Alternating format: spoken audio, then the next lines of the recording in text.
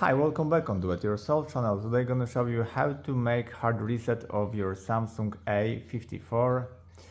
To this operation you have to get your USB-C cable, plug it in into your computer. After that you should have to turn off device before the start operation.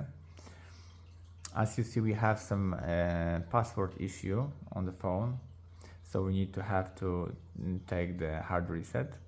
So first of all, turn off our device.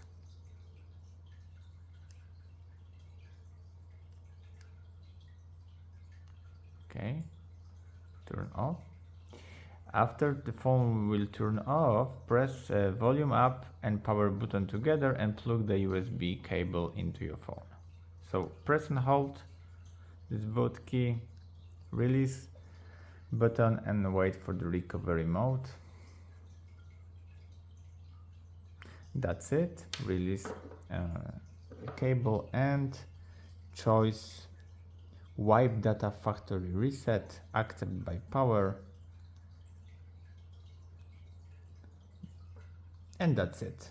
Now click on the reboot system now, and phone we're gonna start with a brand new firmware without any password and passcode on the phone.